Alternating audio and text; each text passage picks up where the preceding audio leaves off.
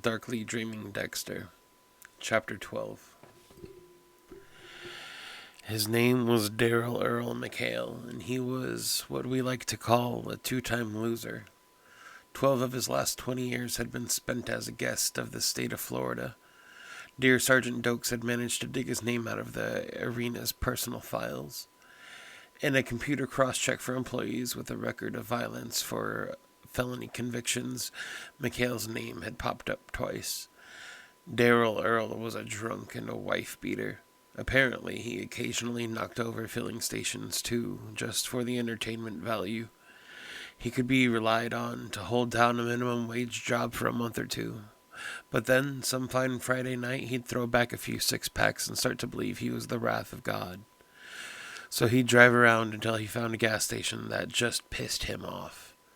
He'd charge in, waving a weapon, taking the money, and drive away. Then he'd use his massive $80 or $90 haul to buy a few more six-packs until he felt so good he just had to beat up on somebody. Daryl Earl was not a large man, 5'6" and scrawny, so to play it safe, the somebody he beat up on usually turned out to be his wife. Things being what they were, he'd actually gotten away with it a couple of times, but one night he went a little too far with his wife and put her into traction for a month. She pressed charges, and since Daryl Earl already had a record, he'd done some serious time. He still drank, but he'd apparently been frightened enough at Rayford to straighten out just a bit. He'd gotten a job as a janitor at the arena and actually held on to it. As far as we could tell, he hadn't beaten up his wife for ages. And more, our boy hadn't even a few moments of fame when the Panthers made their run at the Stanley Cup.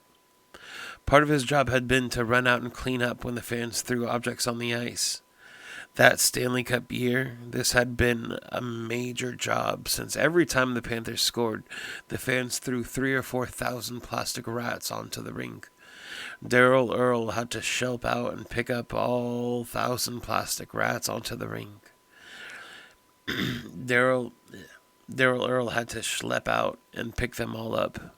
Boring work, no doubt. And so encouraged by a few snorts of very cheap vodka one night, he'd picked up from one of the plastic rats and done a little rat dance. The crowd ate it up and yelled for more. They began to call for it when Daryl Earl skidded out onto the ice. Daryl Earl did the dance for the rest of the season. Plastic rats were forbidden nowadays, but even if they had been required by federal statute, nobody would have been throwing them. The Panthers hadn't scored a goal since the days when Miami had an honest mayor, sometime in the last century. But McHale still showed up at the games, hoping for one last on-camera two-step. At the press conference, LaGuardia played that part beautifully. She made it sound like the memory of his small fame had driven Dale Earl over the edge into murder. And of course, with his drunkenness and his record of violence toward women, he was the perfect suspect for this series of stupid and brutal murders. But Miami's hookers could rest easy. The killing was over. Driven by the overwhelming pressure of an intense and merciless investigation, Daryl Earl had confessed. Case closed. Back to work, girls. The press ate it up. You couldn't really blame them, I suppose. LaGuardia did a masterful job of presenting it just enough fact-colored, with high-gloss wishful thinking that nearly anyone would have been convinced of. And, of course, you wouldn't actually have to take an IQ test to become a reporter. Even so, I always hope for just the smallest glimmer. And I'm always disappointed. Perhaps I saw too many black and white movies as a child. I still thought the cynical, world-weary drunk from the large metropolitan daily was supposed to ask an awkward question and force the investigators to carefully re-examine the evidence. But, sadly, life does not always imitate art. And at LaGuardia's press conference, the part of Spencer Tracy was played by a series of male and female models with perfect hair and tropical wetsuits. Their penetrating questions amounted to, how did it feel to find the head, and can we have some pictures? One lone reporter, Nick something from one of the local NBC TV affiliates, asked LaGuardia if she was sure McHale was the killer. But when she said that, the overwhelming preponderance of evidence indicated that this was the case, and anyway the confession was conclusive, he let it go. Either he was satisfied or the words were too big. And so there it was. Case closed, justice done. The mighty machinery of Metro Miami's awesome crime-fighting apparatus had once again triumphed over the dark forces besieging our fair city. It was a lovely show. LaGuardia handed out some very sinister-looking mugshots of Daryl Earl stapled to those new glossy shots of herself investigating a $250 an hour high-fashioned photographer on South Beach. It made a wonderfully ironic package. The appearance of danger and the lethal reality, so very different. Because however coarse and brutal Daryl Earl looked, the real threat to society was LaGuardia. She had to call off the hounds, close down the hue and cry, sent people back to bed in a burning building. Was I the only one that could see that Daryl Earl McHale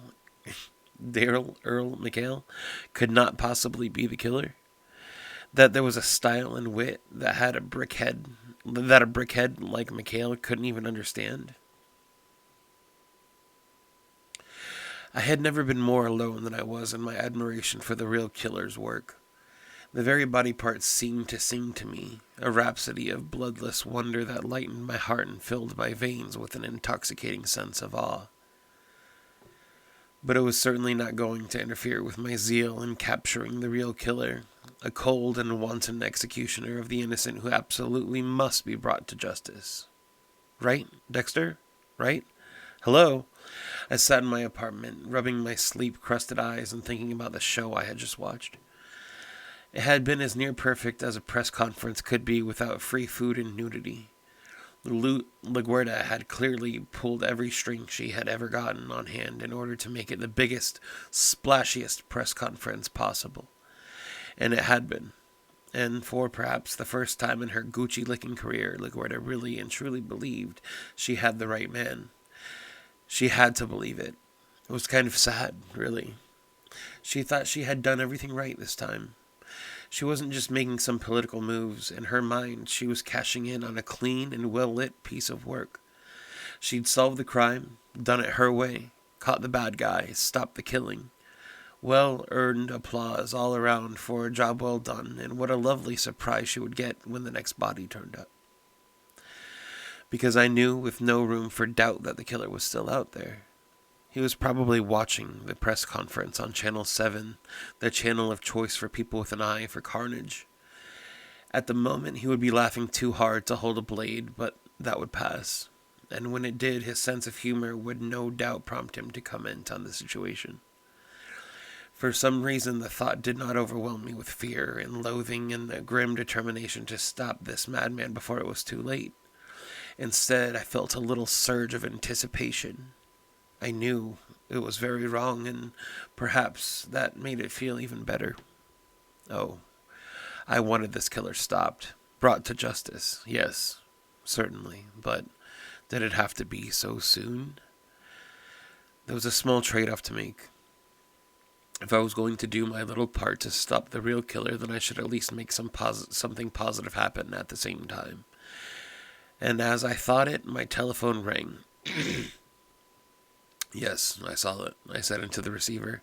Jesus, said Deborah on the other end. I think I'm going to be sick. Well, I won't mop up your fevered brow, sis. There's work to be done. Jesus, she repeated. Then what work? Tell me, I asked her. Are you in ill odor, sis? I'm tired, Dexter, and I'm more pissed off than I've ever been in my life. What's that in English? I'm asking if what you're in what Dad would have called the doghouse? Is your name mud in the department? Has your professional reputation been muddied, damaged, sullied, colored, rendered questionable? Between LaGuardia's backstabbing and the Einstein thing, my professional reputation is shit, she said with more sourness than I would have thought possible in someone so young. Good. It's important that you don't have anything to lose, she snorted. Glad I could help. 'Cause I'm there, Dexter. If I sink any lower in the department, I'll be making coffee for community relations. Where's this going, Dex? I closed my eyes and I leaned all the way back in my chair. You're going on record with the captain and the department itself as believing that Daryl Earl is the wrong man and that another murder is going to take place.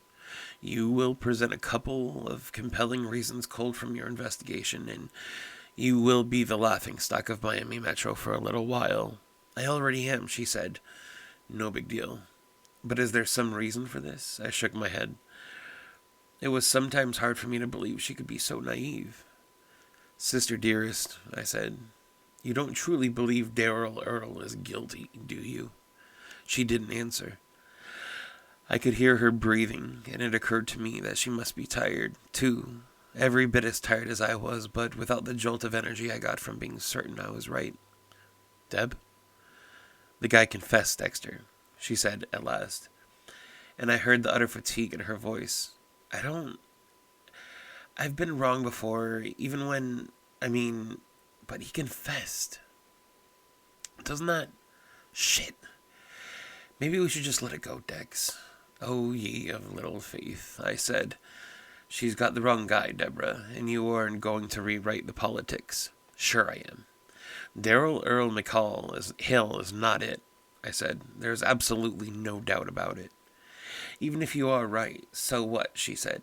Now it was my turn to blink in wonder. Excuse me? Well, look, if I'm this killer, why won't I realize I'm off the hook now? With this other guy arrested, the heat's off, you know? Why won't I just stop or even take off for someplace else and start over? Impossible, I said. You don't understand how this guy thinks. Yeah, I know, she said. How come you do? I chose to ignore that. He's going to stay right here, and he's going to kill again. He has to show us all what he thinks of us. Which is what? It's not good, I admitted. We've done something stupid by arresting an obvious Twinkie like Daryl Earl.